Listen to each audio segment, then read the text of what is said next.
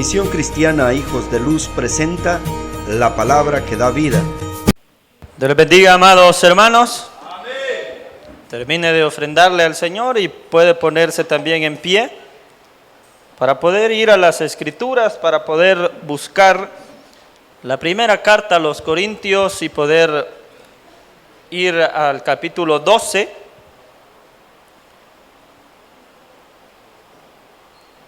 Que es donde estamos estudiando esta hermosa carta a los Corintios. Ya hemos llegado al capítulo 12.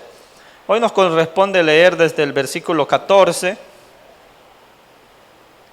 Leeremos desde el 14 hasta el 26, todos estos versículos.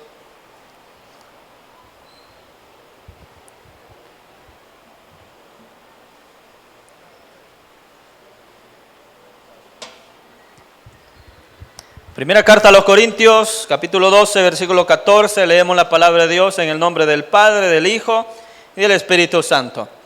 Además, el cuerpo no es un solo miembro, sino muchos. Si dijera el pie, porque no soy mano, no soy del cuerpo, por eso no será del cuerpo. Y si dijera la oreja, porque no soy ojo, no soy del cuerpo, por eso no será del cuerpo. Si todo el cuerpo fuese ojo, ¿dónde estaría el oído? Si todo fuese oído, ¿dónde estaría el olfato? Mas ahora Dios ha colocado los miembros, cada uno de ellos, en el cuerpo, como Él quiso. Porque si todos fueran un solo miembro, ¿dónde estaría el cuerpo? Pero ahora son muchos los miembros, pero el cuerpo es uno solo. Ni el ojo puede decir a la mano, no te necesito, ni tampoco la cabeza a los pies, no tengo necesidad de vosotros. Antes bien, los miembros del cuerpo que parecen más débiles son los más necesarios. Y a aquellos del cuerpo que nos parecen menos dignos, a estos vestimos más dignamente. Y los que en nosotros son menos decorosos, se tratan con más decoro. Porque los que en nosotros son más decorosos no tienen necesidad, pero Dios ordenó el cuerpo, dando más abundante honor al que le faltaba, para que no haya desaveniencia en el cuerpo, sino que los miembros todos se preocupen los unos por los otros. De manera que si un miembro padece, todos los miembros se duelen con él, y si un miembro recibe honra, todos los miembros con Él se gozan. Oremos al Señor. Padre que estás en los cielos, Señor, te damos gracias por la bendición que nos das de poder estar reunidos una vez más aquí en tu casa y venir, Dios, a darte la gloria, a darte alabanza y adorar tu santo nombre. Señor, gracias por permitirnos estar aquí y porque es tu misericordia la que nos trae siempre, Señor. No es porque nosotros seamos buenos, sino que es tu gracia que nos alcanzó, Señor.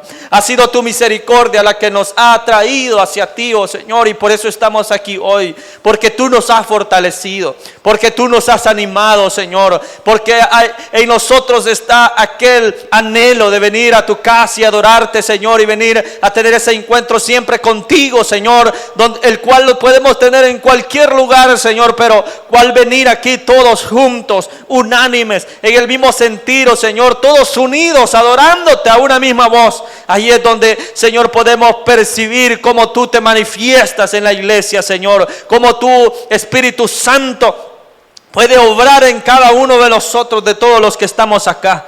Señor, gracias por permitirnos esto y de alabarte y glorificarte. Y también pedimos, Señor, de que tú puedas enviar esa palabra, Dios, que alimente nuestra vida, que alimente nuestro espíritu, Señor, que hoy pueda fortalecernos, oh Señor. Necesitamos esa palabra que nos anime, Padre. Necesitamos esa palabra, oh Dios, que llegue a nuestro corazón, que llegue a acariciarnos, Señor, que llegue también a corregirnos, Padre, cuando en aquello que nos estamos equivocando, Señor, que siempre llegue tu palabra a iluminarnos, a alumbrar nuestro camino, Señor, para que nos guíe hacia ti, oh Dios glorioso. Obra a través de esta palabra. Bendice a los que escuchan a través de la transmisión, de la radio, Señor. También llega hasta ellos, y que tu palabra, Señor, alcance al pecador. Que tu palabra convierta, Señor, de pecado. Que tu Espíritu pueda convencer de pecado a todo aquel que está perdido, Señor, para que pueda venir a ti y pueda alcanzar esa salvación de su vida, Dios. En el nombre poderoso de Cristo Jesús,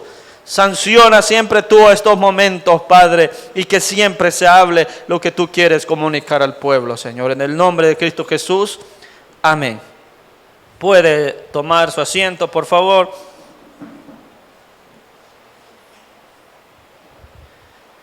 Hoy hablaremos, hermanos, sobre el cuerpo de Cristo. Eso es lo que vamos a hablar. Vamos a hablar del cuerpo de Cristo. Pero al decir el cuerpo de Cristo no vamos a hablar exactamente de la humanidad que sí tenía nuestro Señor Jesús, sino de manera figurativa vamos a hablar del cuerpo de Cristo, que así se le llama, o así más bien lo ha enseñado Pablo, que así se le llama la iglesia. A la iglesia del Señor, Él utiliza la figura del cuerpo del Señor Jesús, el cuerpo de Cristo, que tiene muchos miembros, pero es un solo cuerpo. Y es eso a lo que nosotros pertenecemos. Cada uno de nosotros pertenecemos al cuerpo de Cristo, que se llama iglesia, iglesia del Señor. Todos somos miembros del mismo cuerpo, todos somos miembros de la iglesia. Desde el momento de nuestra conversión, nosotros nos hemos unido con el Señor Jesús. Eso explicábamos el jueves anterior, donde hablábamos sobre aquel bautismo en el cuerpo del Señor Jesús.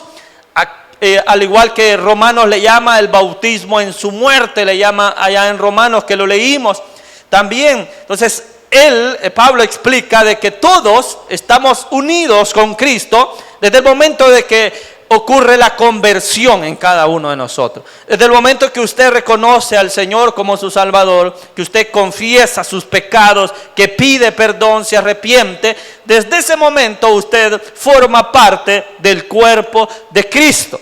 Desde ese principio usted empieza ya a dar evidencias de esa regeneración que ha tenido y toda la obra que Cristo ha hecho en usted desde el momento que cree. Empieza a dar pasos de fe, empieza a dar frutos dignos de arrepentimiento, comienza a dar pasos en la obra del Señor, luego pasa las aguas bautismales, luego usted le sirve al Señor, y así cada uno nos vamos desarrollando en la obra de Dios.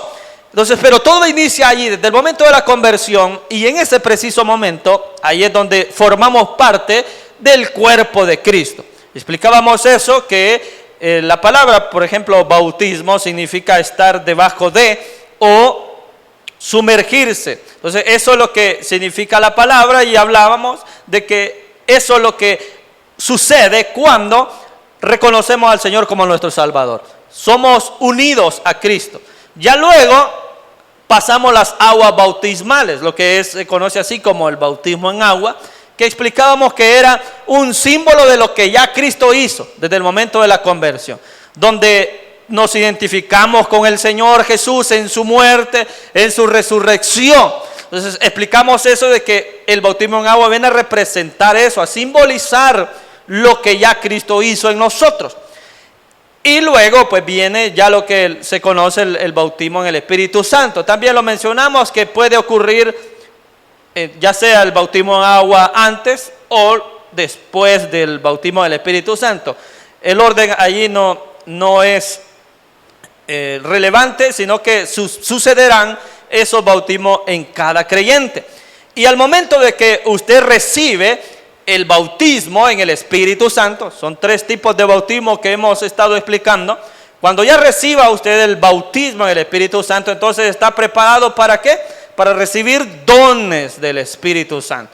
Que recuerde de que el capítulo 12, 13 y 14 hablan acerca de los dones del Espíritu Santo. Los hemos venido explicando, hemos venido analizando cada uno de ellos, en qué consiste cada don del Espíritu Santo. Hemos venido explicando cómo funcionan, dimos ejemplos a través de las Escrituras, cómo funcionan los dones del Espíritu Santo, y les enfatizo siempre que estos dones son para edificación de la iglesia. Es el objetivo del por qué el Espíritu Santo reparte dones a la iglesia, y es con el objetivo de edificar a la misma iglesia. Y que estos dones son dados a todos los creyentes. Eso es lo que ya hemos explicado, que a cada uno el Espíritu Santo le ha repartido como Él quiere. Como el Espíritu Santo quiere repartirle a la iglesia esos dones, Él lo hace, porque tiene esa libertad para dar esos dones del Espíritu Santo. Entonces, cada uno de ellos ya los explicamos. Y entramos luego a lo que era el bautismo en el cuerpo del Señor Jesús. Y ahora Pablo seguirá usando la figura del cuerpo de Cristo para explicar cómo se desarrolla lo que es la iglesia del Señor. La iglesia que tiene, dice, muchos miembros, pero todos forman parte de un solo cuerpo, que ese es el cuerpo de Cristo. Entonces él va a usar la figura de el cuerpo como tal, como los miembros que tiene un cuerpo físico, un cuerpo humano. Menciona ahí oídos, menciona ojos, menciona mano. Él usará estos elementos del cuerpo humano, que era lo que en ese momento ellos conocían del cuerpo humano, ¿verdad? En ese momento todavía no, digamos científicamente o a través de la medicina, no se conocía lo que había dentro del cuerpo. Por eso allí no se va a mencionar ningún órgano que está dentro de nuestro cuerpo, no se va a mencionar un pulmón, un riñón, el corazón, porque eran órganos o miembros del cuerpo, o sea, son miembros del cuerpo, pero están dentro del mismo cuerpo. Entonces, a lo externo, lo que sí se conocía, entonces por eso él usa como ejemplo a ciertas partes del cuerpo, para explicar el punto, que el punto será de que cada uno de estos miembros, que son distintos, cada uno tiene una función diferente. Pero aunque se diferencien en la función que tienen, siempre forman parte del mismo cuerpo. Y eso, haciendo la analogía con la iglesia del Señor, asimismo es que nosotros somos diferentes, todos somos diferentes, cada quien tiene sus gustos y preferencias diferentes al otro, tiene rasgos físicos distintivos cada uno. Tenemos, hermanos, nuestra forma de ser, nuestro carácter, que es muy diferente también. No hay nadie acá que digamos se parecen, son iguales, son igualitos en todo.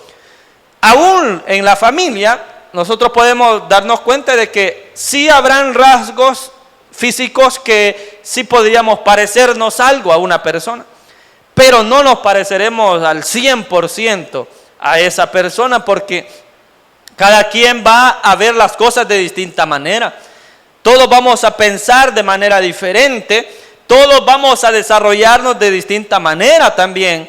Y aunque haya en la familia y que nos parecemos algo, pero no somos totalmente iguales.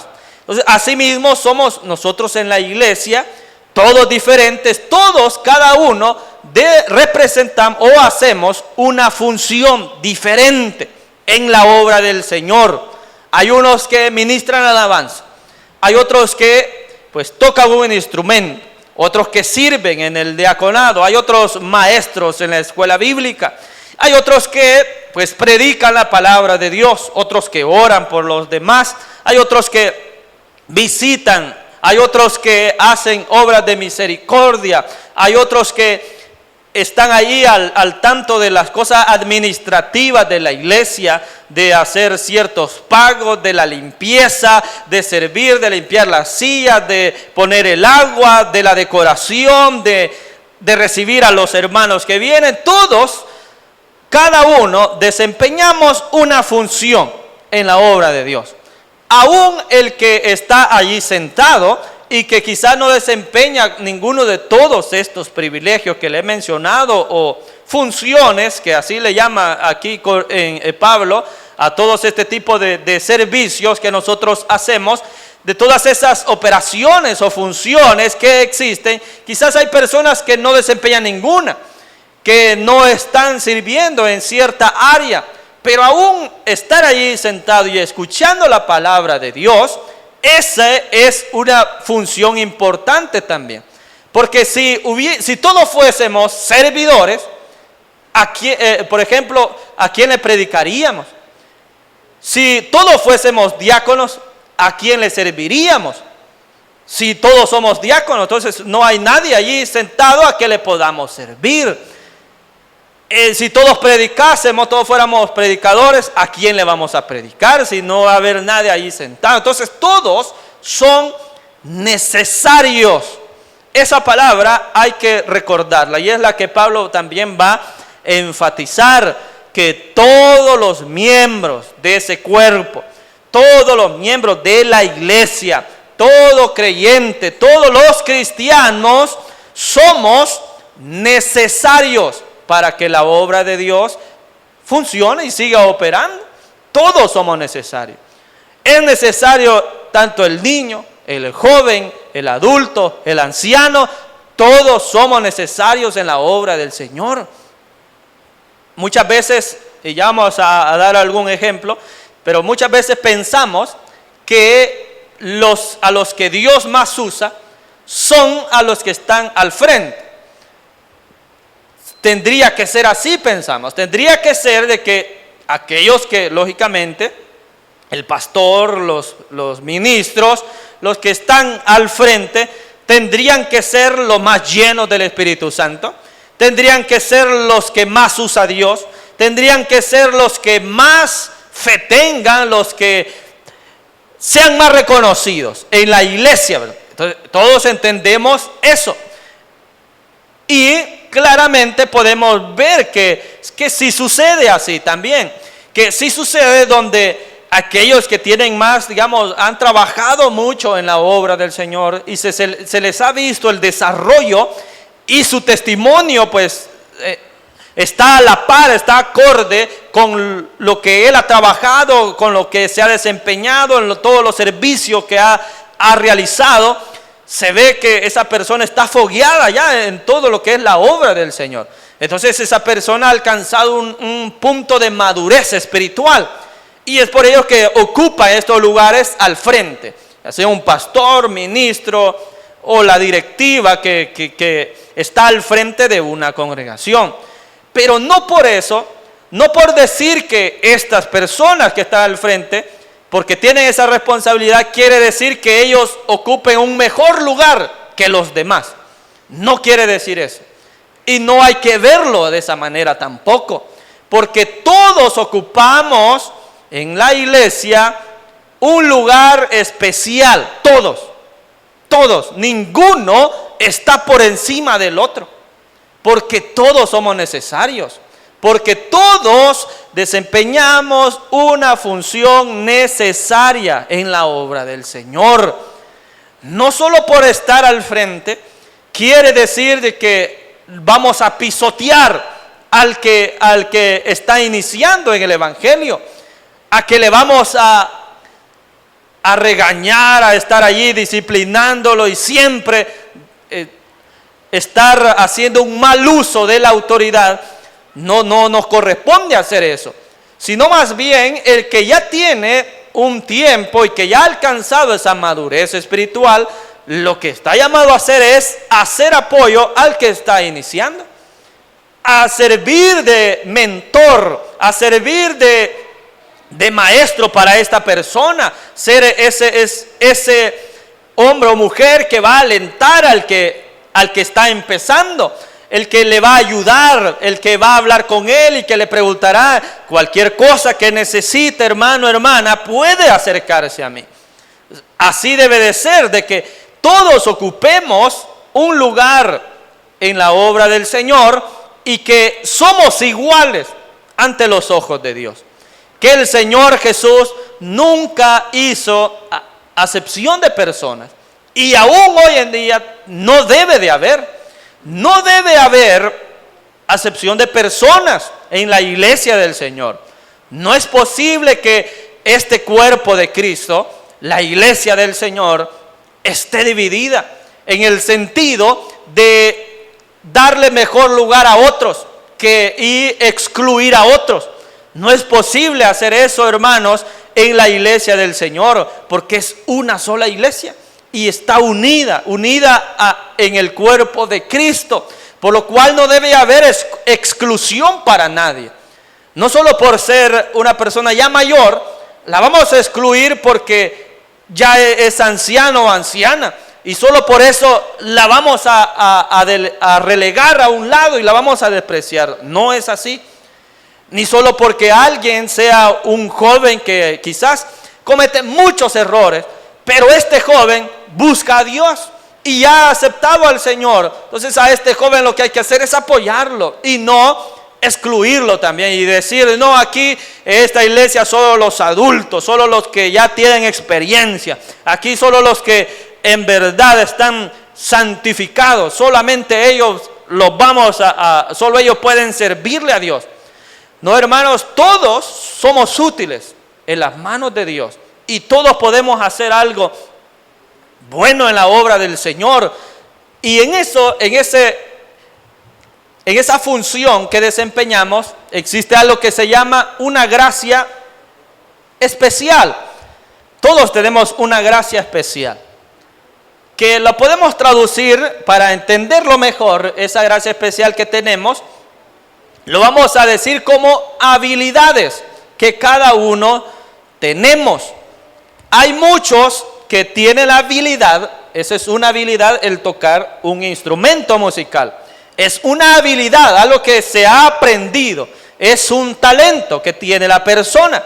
Entonces, este talento y esta habilidad la utiliza, por ejemplo, acá los jóvenes la utilizan para servirle a Dios a través de la alabanza. Entonces, esa es su habilidad, esa es su gracia especial que tienen el talento de la música, de cantar, de adorar al Señor.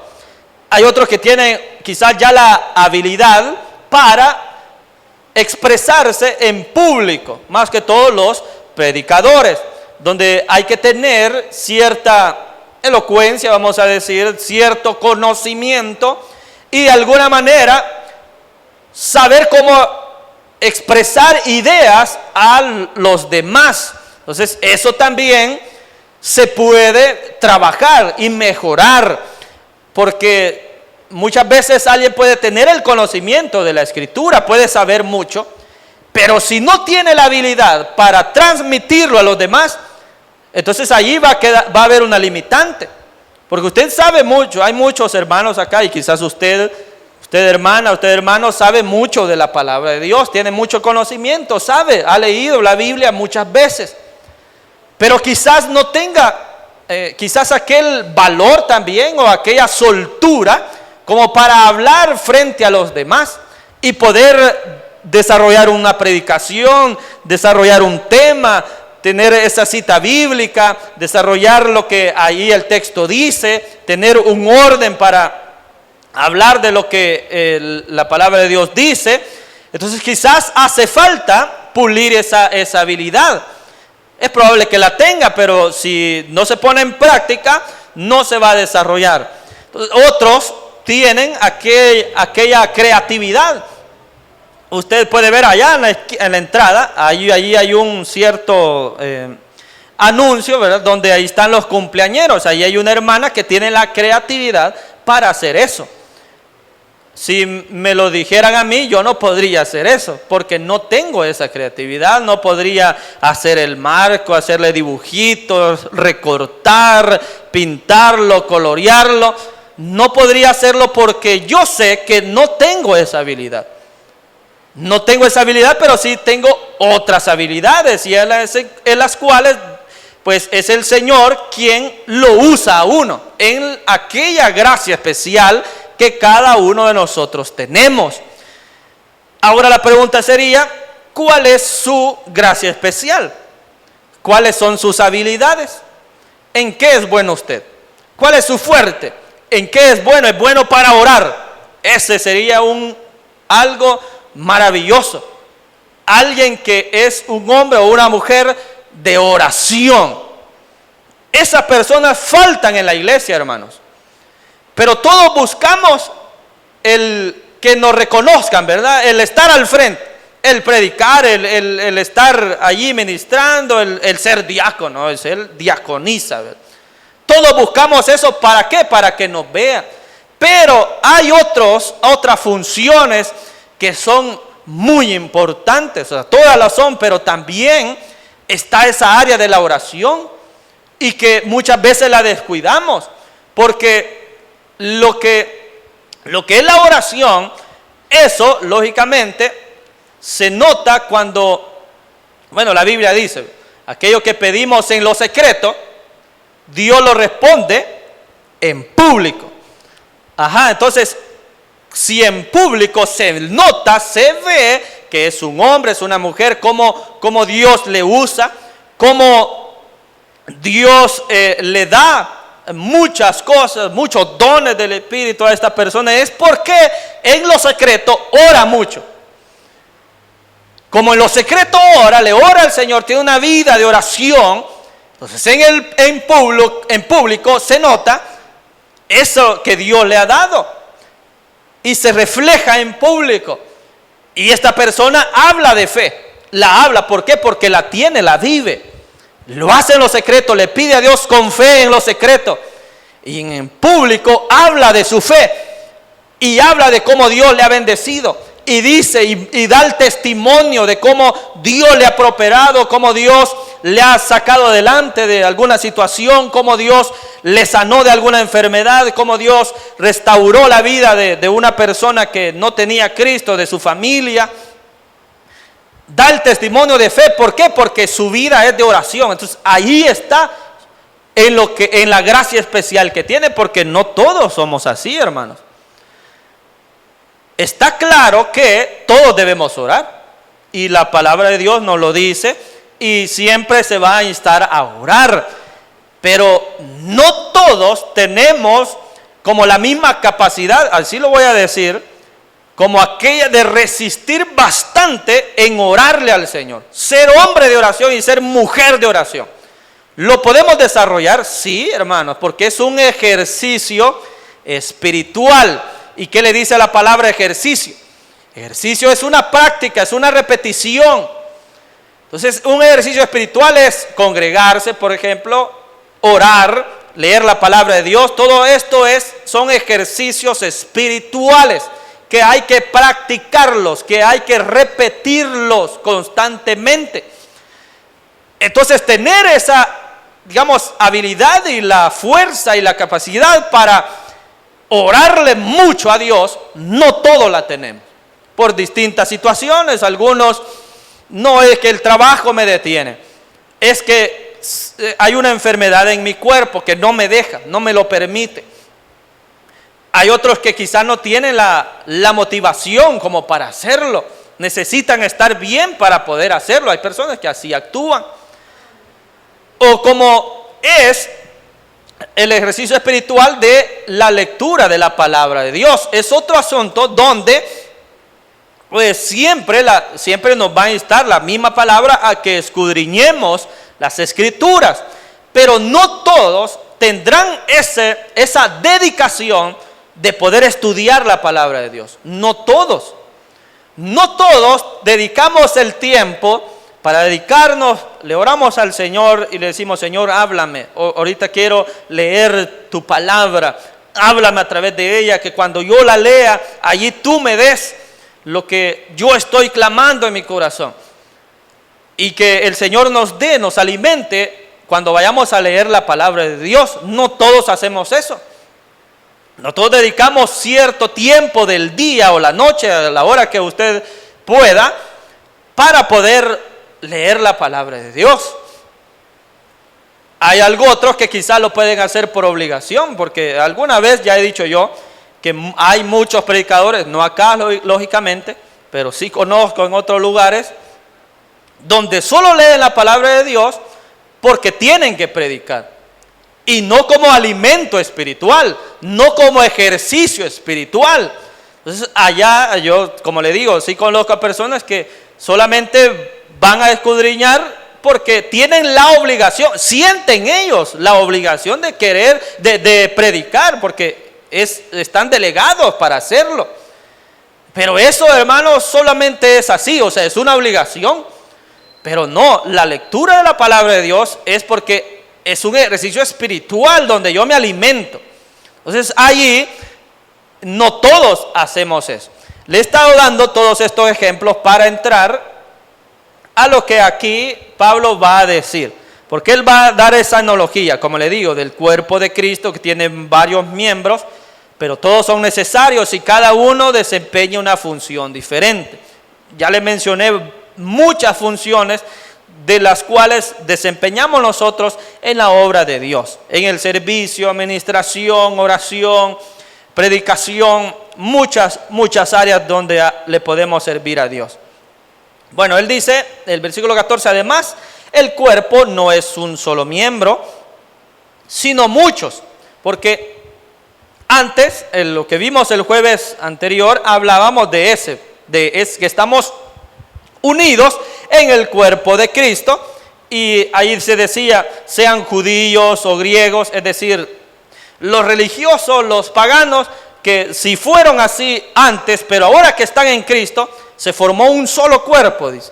Sean esclavos, sean libres, es decir, su nivel social no importa.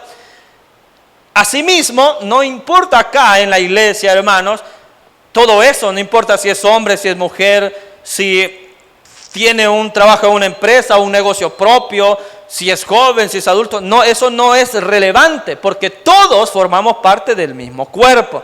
Entonces dice Pablo, además el cuerpo, siempre hablando del cuerpo, es uno solo. Dice, no es un solo miembro, sino muchos. Es un solo cuerpo, pero tiene muchos miembros. Así es el cuerpo.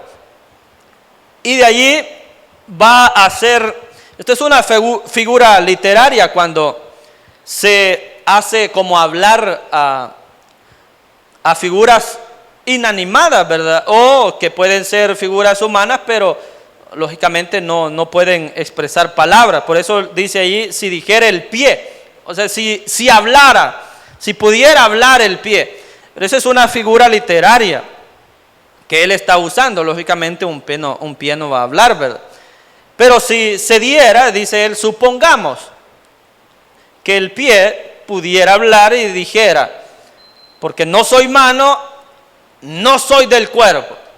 Entonces si el pie dice, ya me cansé de estar siempre abajo, ya me cansé de aguantar todo el peso del cuerpo, ya no quiero seguir siendo pie el que estoy allá abajo, no, yo quiero ser mano, quiero estar allá arriba, ¿verdad? Quiero tocar las cosas. Si el pie dijera, bueno, como no soy la mano, entonces no formo parte del cuerpo. Pero todos sabemos que no es así, ¿va? Aunque el pie quisiera ser mano, no por eso se va a salir del cuerpo, sigue estando en el cuerpo. Por eso da la respuesta allí, ¿verdad? Por eso no será del cuerpo, es una pregunta retórica la que hace Pablo, donde lógicamente pues no es posible que aunque el pie quisiera ser otro miembro, no solo por eso ya dejó de ser del cuerpo, no, siempre está allí, siempre está en el cuerpo, no se puede desligar del cuerpo. Si lo comparamos esa pequeña analogía que ha hecho Pablo ya con lo que es la iglesia, si vemos, bueno, quizás usted desempeñará ya cierta función. Vamos a poner yo de ejemplo, bueno, si yo dijera, ya no quiero predicar, no, yo quiero cantar, ministrar la alabanza. Entonces, algo así es como lo que está pasando acá. Si el pie dijera, bueno, no soy mano, no solo por eso ya está fuera del cuerpo. Es como si yo dijese, bueno, yo ya no quiero predicar, esa es mi función aquí, pero ya no quiero eso, yo quiero cantar, yo quiero ministrar la alabanza. Yo sé que no puedo y me saldrían gallos y me equivocara todo, no sabría dónde entrar ni dónde salir y fuera un caos todo aquello. Entonces yo sé que no puedo, pero aunque yo quisiera hacerlo, no por eso yo voy a dejar de ser parte de la iglesia, ¿verdad? No solo por eso ya no formo parte del cuerpo de Cristo, no, siempre seguiré siéndolo. No importa qué función desempeño, no importa si predico, si canto, si sirvo, no importa qué es lo que haga, sigo siendo del cuerpo. Entonces, a eso es lo que va Pablo usando estas figuras. Luego el 16 dice, y se dijere la oreja, usando otro miembro, porque no soy ojo, no soy del cuerpo, por eso no será del cuerpo. Otra pregunta retórica. Es el mismo punto, lo mismo que ya hemos dicho con respecto del pie y la mano. Pasaría lo mismo, la oreja. Dicen, bueno, no soy ojo, no soy parte del cuerpo. No, lógicamente siempre sigue siendo parte del cuerpo. Aunque su función, pues, es una, que la oreja, pues, es ahí donde está el oído, ¿verdad? Está el oído, la oreja nos sirven, lógicamente, para escuchar, ¿verdad? Bueno, aún la oreja sirve para los que usan lentes, pues allí se colocan los lentes, ¿verdad? ¿Qué pasaría si no tuviera oreja? No, a ver cómo sería poner esos lentes, ¿verdad? A saber cómo se pondrían, ¿verdad? Entonces es necesaria la oreja, ¿verdad? Es necesario el oído, escuchar. Eso es maravilloso, es maravilloso poder escuchar que la palabra de Dios se predica, poder escuchar esas alabanzas, poder escuchar cómo el pueblo de adora a Dios, cómo le clama el pueblo a Dios, ¿verdad? Eso es maravilloso, pero no solo porque la oreja quisiera ser ojo, o porque dice que no es ojo, no quiere decir que no forme parte del cuerpo, lógicamente lo seguirá haciendo. Y el 17 dice, si todo el cuerpo fuese ojo, ¿dónde estaría el oído? Y si todo fuese oído, ¿dónde estaría el olfato? Dice él. O sea, la nariz. Ahora va a poner otro punto. Dice, si todo el cuerpo fuese ojo, ¿dónde estaría el oído? Es decir, si todo el cuerpo desempeñara la función que hace el ojo, ¿qué pasaría con lo demás? ¿Qué pasaría con el oído? Si todo el cuerpo desempeñara la misma función, solo la función que hace el ojo, entonces no podría escuchar, entonces no podría sentir, entonces no podría oler. Por eso después dice otro ejemplo, y si todo el cuerpo fuese ojo, ¿verdad? ¿Dónde estaría el oído? Si todo fuese oído, si todo el cuerpo fuese oído, ¿dónde estaría el olfato? Dice. Lo que está dando a entender es que cada miembro del cuerpo tiene su función y es necesario de que hayan otros miembros que desempeñen otra función, porque si todos hicieran la misma función, entonces faltaría, no estaría completo el cuerpo.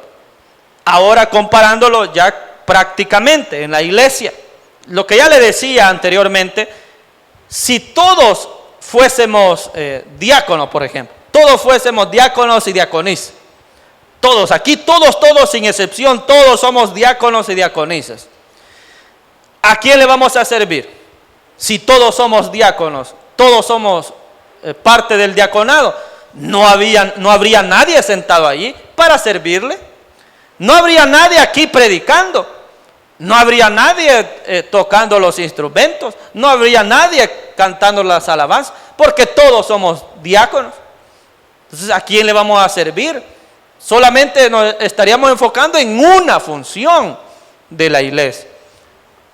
O si todos, por ejemplo,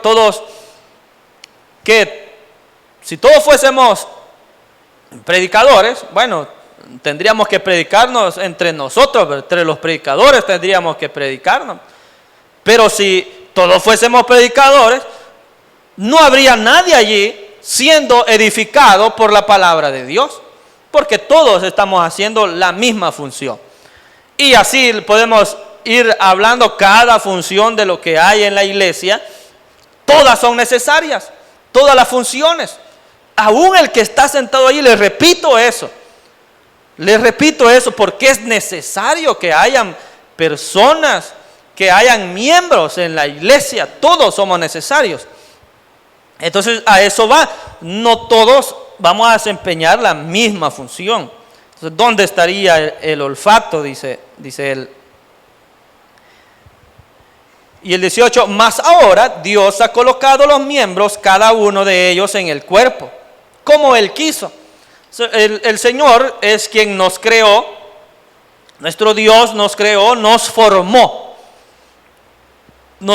de la tierra, del polvo. Tomó del polvo de la tierra y ahí nos formó al hombre. Luego, de una parte del hombre, carne de mi carne, dijo Adán, hueso de mis huesos. Tomó parte del hombre para crear a la mujer. Es decir, Dios nos dio la forma a hombres y mujeres y nos diseñó como Él quiso. Nos diseñó de una manera perfecta, hermanos. Nuestro cuerpo está creado y diseñado de una forma perfecta, que si usted tiene eso, los dos pies firmes, ¿verdad?, no tiene ninguna complicación física, estas dos piernas le sirven para no perder el equilibrio, que usted puede estar de pie sin agarrarse de nada, solamente están sus dos piernas, sus pies, su talón, ¿cómo se llama la parte de abajo del pie? La planta de los pies. Entonces, si no tuviéramos eso, entonces nos caeríamos, no tendríamos equilibrio. Si no tuviéramos la mano, ¿cómo podríamos agarrar las cosas? Aún los dedos son necesarios, porque si no tuviéramos el dedo pulgar, por ejemplo, entonces, ¿cómo sujetaría algo? Este dedo pulgar es importantísimo. Todos son importantes y cada uno desempeña una función. Qué maravilloso es todo lo que es aquellos aparatos que hay en nuestro cuerpo. Por ejemplo, lo que es el aparato digestivo. Entonces, eso es maravilloso, donde usted pues come sus alimentos, los mastica con sus dientes, luego bajan por su garganta, esófago, llegan a su estómago, pasa un proceso allí digestivo y que al final de allí todos esos nutrientes, el mismo cuerpo lo que hace es tomar lo bueno, tomar todos los nutrientes, todo lo que su cuerpo necesita, la energía, el azúcar, las vitaminas, todo lo procesa y lo distribuye en su cuerpo, y lo que no sirve pues luego se desecha. Qué maravilloso es ese proceso. El aparato respiratorio también, que inicia desde su nariz, su olfato, cómo usted respira el aire, cómo ese aire va por sus vías respiratorias, llega a sus pulmones, y esas bolsas de aire están también como que fuera un filtro, porque toma el aire bueno, o sea, y como que fuera un filtro que le hace llegar también el oxígeno a todo el cuerpo, porque el cerebro necesita oxígeno. ¿Sabía eso usted? Si el cerebro se quedara sin oxígeno, una persona puede hasta morir. Y ese proceso de cómo están diseñados los pulmones para llevar ese oxígeno a todo el cuerpo es maravilloso, es perfecto como Dios nos ha formado. Si hablamos de todo, hermanos, lo que es el aparato circulatorio, lo que es del corazón y todas esas venas que nosotros tenemos en nuestro cuerpo, eso es necesario, porque si la sangre no circulase en todo el cuerpo, también ocurriría un peligro en una persona. Es necesario de que el corazón pues bombea la sangre, la limpia, hace un proceso de limpiar la sangre, hace un proceso de que le llegue, que circule toda la sangre a todo el cuerpo. Porque ¿qué pasa cuando, si está mal sentado y de repente siente como se me durmió la pierna, dice uno, ¿verdad? Se me durmió aquí. ¿Qué pasó allí? Es porque no está circulando bien la sangre. Y por eso siente como que se le durmió aquello, ¿verdad? Ya no siento allí. Es por eso, es necesario todo eso. Si hablamos de los riñones, importante los riñones, hermanos. Porque estos riñones, pobrecitos, les llega de todo. A los riñones les llega gaseosa, ¿verdad? Les llega bebidas azucaradas, les llega de todo a los pobres riñones y tienen que filtrar todas esas cosas para, pues, desempeñar bien su función. Y por eso, pues, se terminan deteriorando los pobres riñones, se encogen al punto de que ya, si ya no funcionan bien esos riñones, hay peligro porque esos riñones hacen un proceso de limpiar mucho lo que es el cuerpo. Y hay un proceso de que si ese riñón no funciona bien, el cuerpo se infecta de, ¿cómo se llama? Lo que se contamina. ¿Cómo se llama lo que? Queratinina, eso. Si el riñón no desempeña su función correctamente, se corre el peligro de que el cuerpo se contamine de esa queratinina y eso es lo que mata a la persona. Entonces, vea qué maravilloso es cómo está diseñado todo el cuerpo humano, que es perfecto como Dios lo creó, donde también Dios le crea al hombre y a la mujer un aparato reproductivo también. ¿Y para qué sirve eso? Para procrear hijos, donde le ha diseñado a la mujer una matriz, un útero, todo lo que es su aparato reproductivo, el femenino, donde allí va a gestar una nueva vida. ¿Cómo Dios creó eso? Entonces, de una manera perfecta. Entonces, aquí eso es lo que Pablo dice. Dice más, ahora Dios ha colocado todos los miembros, cada uno de ellos en el cuerpo, como Él quiso, como Dios lo diseñó, para que funcionase de una manera maravillosa. Y el 19 dice, porque si todos fueran un solo miembro, ¿dónde estaría el cuerpo? Lógicamente, ¿verdad? Si no habría cuerpo, porque si todos fuésemos un solo miembro, si tomamos por ejemplo la mano, imagínense cómo seríamos físicamente, todos una mano andante, ¿verdad? No tendría lógica, no tendría sentido eso. Entonces, eso mismo dice, entonces no, o sea, si todos somos un solo miembro, ¿y dónde estaría el cuerpo entonces? ¿Dónde estarían las extremidades? ¿Dónde estaría la cabeza? ¿Dónde estaría? Si todos fuésemos un solo miembro. Pero ahora son muchos los miembros, pero el cuerpo es uno solo. Siempre enfatiza Pablo en decir que es eso, que es un solo cuerpo. Y eso, decir un solo cuerpo, nos lleva a la palabra que hemos estado explicando, que es la unidad. Y también menciona, dice que hay muchos miembros, pero es un solo cuerpo. Asimismo, cuando hablábamos de los dones del Espíritu Santo, se recuerda, en los primeros versículos, lo podemos ver cuando empezamos a hablar de los dones, en el versículo 4 del mismo capítulo, ahí se menciona y dice, ahora bien, hay diversidad de dones. Esa palabra, preste la atención, dice diversidad de dones. Pero el Espíritu es el mismo, es uno. Pero hay diversidad de dones. ¿Quién da los dones del Espíritu? Lógicamente el Espíritu Santo. Es un solo Espíritu. Y el 5, y hay diversidad de ministerios. Otra vez la palabra diversidad. Hay muchos, hay diversidad de ministerios. ¿Quién da los ministerios? El Señor, ¿verdad? El Señor Jesús. Es el mismo, dice, es un solo Señor. El 6 dice, hay diversidad de operaciones o funciones en la iglesia. Pero Dios, menciona a un Dios que hace todas las cosas en todos, es el mismo. Es Dios, el Padre, quien delega funciones, operaciones a cada uno de los que Él quiere usar, a los que Dios quiere usar, les da. Entonces hay diversidad, pero hay también unidad. ¿Y cómo es eso? Diversidad en unidad, o a lo contrario, unidad en la diversidad.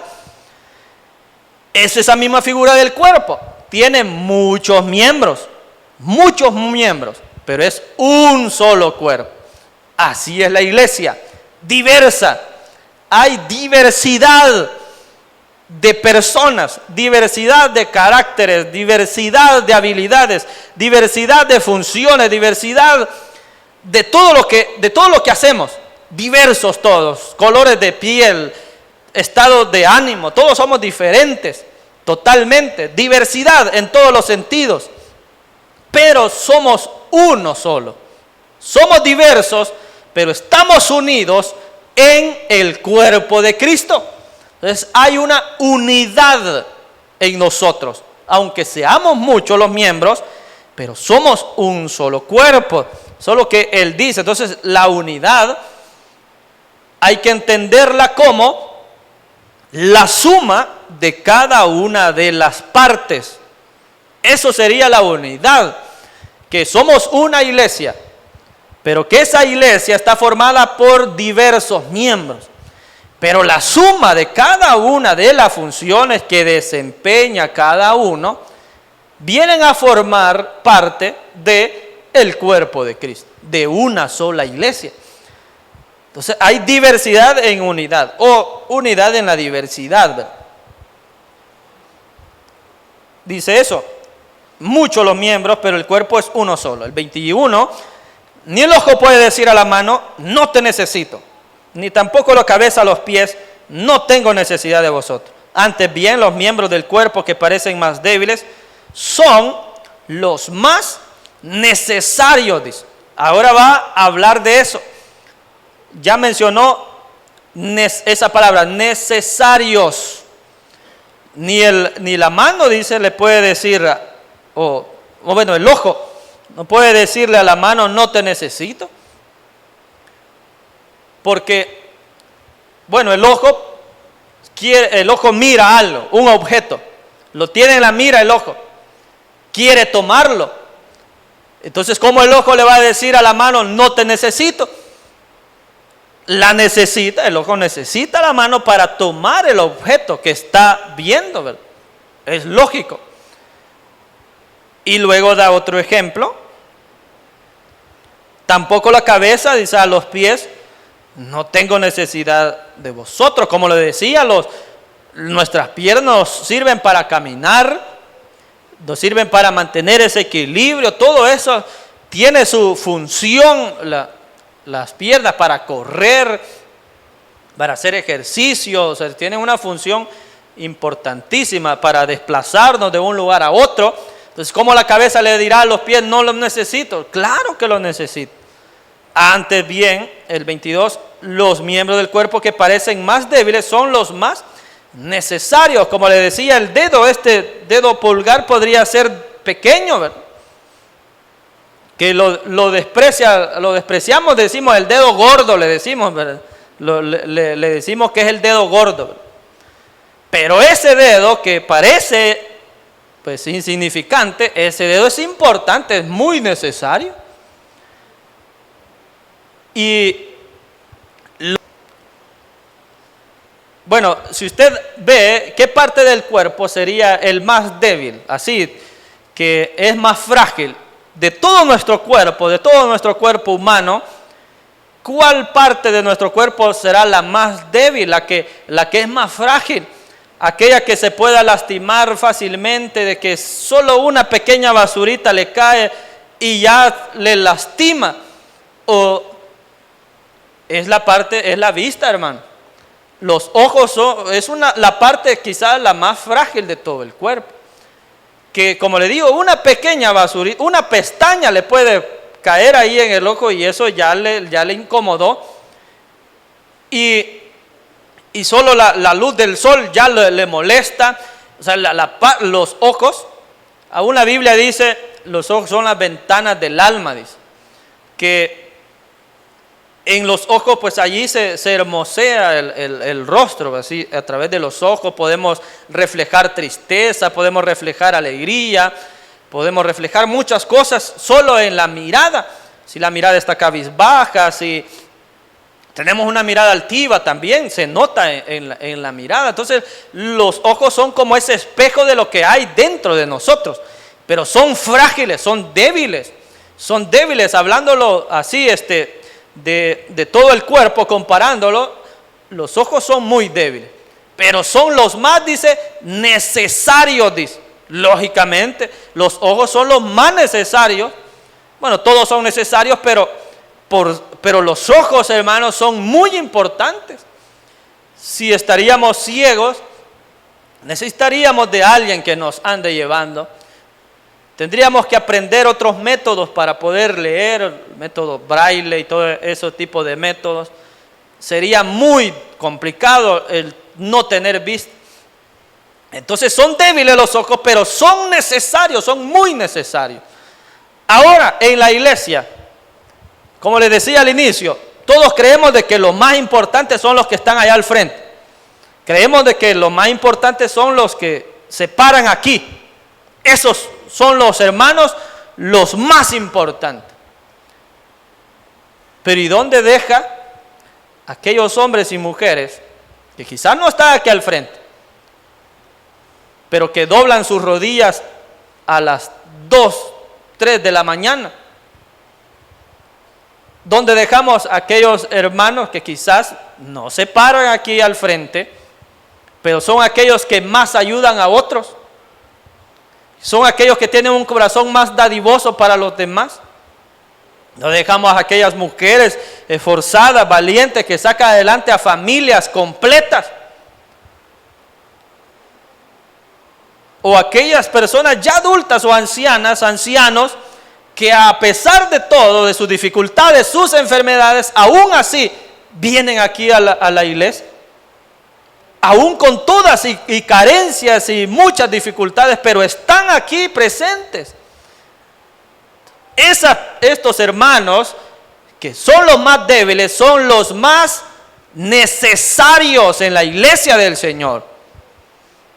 Entonces nunca se vaya a sentir, hermano, hermana, nunca se vaya a sentir que nadie lo toma en cuenta. No sienta eso, porque usted es de los más necesarios en la obra de Dios. Son los que cumplen una labor que quizás ante el público no es reconocida, pero ante los ojos de Dios, estas personas son los que más galardones van a recibir allá en los cielos, hermano. El que más coronas va a recibir, fíjese. Porque nosotros humanamente sí despreciamos al hermanito, a la hermanita, decimos, y usamos esa palabra, el hermanito, el hermanita. ¿Por qué usamos un diminutivo? Estamos haciendo pequeña a la persona. Estamos discriminando, nosotros humanamente lo hacemos, pero ante Dios, hermano, esa hermanita que decimos nosotros, o ese hermanito, es más valioso para Él que aquel que está de ahí al frente y que grita y que chapalea todo, ¿verdad? Y que solo quiere llamar la atención. No, ese que se esfuerza mucho y que a pesar de las enfermedades está aquí, para el Señor vale mucho, es muy necesario.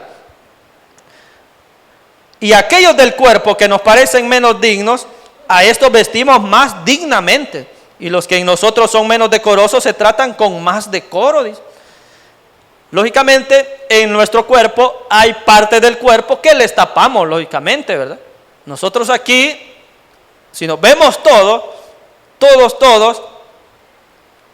estamos tapando partes de nuestro cuerpo. ¿Por qué? Porque como son menos dignas, dice, entonces necesitan ser cubiertas. No las vamos a mostrar. Pero hay otras partes que sí son más dignas en nuestro cuerpo, como lo es el rostro, ¿verdad? Como lo es nuestro rostro, que es una parte digna de nuestro cuerpo. Entonces la andamos mostrando a todos. No la tapamos, no la cubrimos nuestro rostro, porque es la parte bonita, bueno. aparte digna, ¿verdad? Pero hay otros menos decorosos, dice, entonces se tratan con decoro, porque los que en nosotros son más decorosos no tienen necesidad, pero Dios ordenó el cuerpo dando más abundante honor al que le faltaba. Oiga cómo dice, aquel que supuestamente es el más débil, el hermano o la hermana más débil, el excluido, aquel que antes está allí supuestamente según nosotros, a ellos dice que Dios les ha dado más honra. Dios les ha dado lo que les faltaba, dice. Dios los va a exaltar a estos hermanos. Si aquí en la iglesia aún, en nosotros, no reconocemos a las personas, pero Dios sí lo va a hacer. Sí lo hará. Dios ordenó todo el cuerpo, dando más abundante honor al que le faltaba, para que no haya desavenencia en el cuerpo, sino que los miembros todos se preocupen los unos por los otros, de manera que si un miembro padece, todos los miembros se duelen con él, y si un miembro recibe honra, todos los miembros con él se gozan. Si uno de nosotros está padeciendo algo, todos nosotros también nos vamos a doler de lo que le está padeciendo un hermano o una hermana. Si un hermano está enfermo, nosotros también nos dolemos con él y oramos por él. Si alguien está pasando necesidad económica, se une la iglesia para apoyar la necesidad que hay en ese hermano, esa hermana. Pero también hay algo no tan bueno en esto, que si en una iglesia o en un grupo, ya sea de grupo de jóvenes, grupo de alabanza, grupo de diáconos, grupo o la iglesia completa, si en ese grupo hay uno que no está de acuerdo a la voluntad de Dios, que está actuando y haciendo cosas de manera oculta, esa persona, ese hermano, esa hermana, está deteniendo la bendición de Dios. Y la está deteniendo de todo el grupo, porque es uno solo, de toda la iglesia. Y hay muchos ejemplos en la palabra de Dios donde un solo pecador, por ese uno solo, llegó muerte al pueblo del Señor. Por el pecado de un solo hombre. ¿Por qué? Porque somos un solo cuerpo. Entonces, antes de actuar y de equivocarnos, también pensemos en eso, hermanos, que mi error también le va a causar daño a usted. Le voy a causar daño si yo cometo errores, porque somos un solo cuerpo en Cristo. Pero si estamos bien, todos estamos bien delante de Dios, entonces todos nos vamos a alegrar, todos nos vamos a gozar y todos también recibiremos esa honra de parte de Dios. En todos los sentidos. Si estamos bien, todos somos bendecidos. Pero si estamos mal, por la culpa del otro nos va mal también.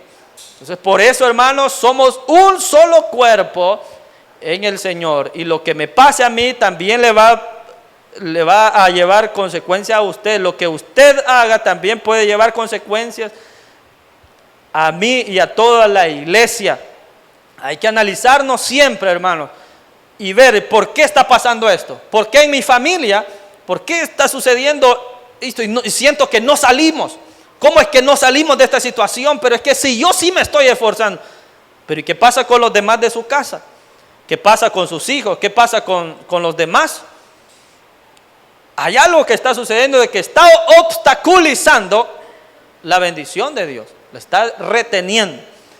Entonces oremos para que todos juntos, unánimes, todos caminemos hacia Cristo. Padre que estás en los cielos, Señor, te damos gracias por tu palabra, por lo que tú nos hablas en esta noche, Señor. Gracias por enseñarnos a través de las Escrituras que hay una unidad en ti, Señor Jesús.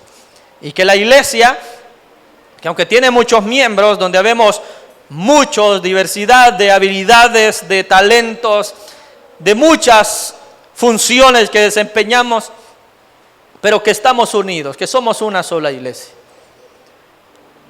Y que todos somos importantes en ti, Señor. que todos somos necesarios, tanto así como el que sirve, como el que ministra la alabanza, como el que predica, como aquel que está sentado allí escuchando la palabra, como aquel que ora mucho, aquel que lee tu palabra, aquel que visita al enfermo, aquel que ayuda al necesitado, el que hace misericordia, el que está allí para aconsejar. Todos, cada uno, somos necesarios en tu obra, Señor. Por eso yo te clamo para que nos sigas usando conforme a tu voluntad, conforme a tu misericordia, Señor, para que tú puedas obrar en nosotros, para que tú, Señor, sigas caminando a esta iglesia hacia ti, Señor.